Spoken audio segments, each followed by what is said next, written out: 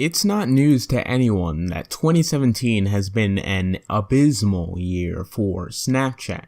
Things have managed to slide from bad to worse in the span of months. This can almost be perfectly exemplified by its stock price. It began trading as an IPO in March for $24, only to undergo a disappointing series of deep drops and anemic rebounds to a measly $15 per share as we pass into 2018.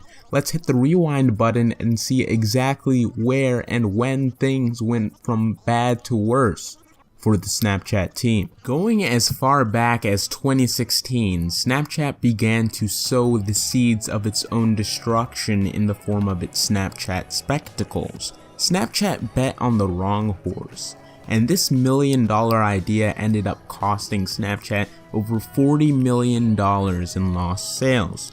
Snapchat's major flaw here was not the product itself of the Spectacles, which had its own problems in the area of battery life, video quality, and general creepiness, but the Achilles heel of the Snapchat Spectacles was really the fact that it didn't launch for over 5 months after the reveal. You have to remember, Snapchat's major audience is teenagers who, for good reason, aren't willing to hype a product 5 months after it comes out. Not only that, but the two-hit combo of a spotty distribution and the lack of influencers supporting it meant that nobody even knew the product was going to release when it did. Snapchat's troubles only got worse thereafter as the social media titan Facebook began a fierce campaign against the company. Facebook began to ruthlessly copy almost all of Snapchat's core features, from the stories to the geotags to the filters to their UI. They not only did this, but did it well, and is good and if not better than the Snapchat app itself. While this didn't necessarily cut deeply into Snapchat's user base, it cast a massive cloud on Snapchat's future as a company, as it sets a precedent and asks real questions about Snapchat's use and utility.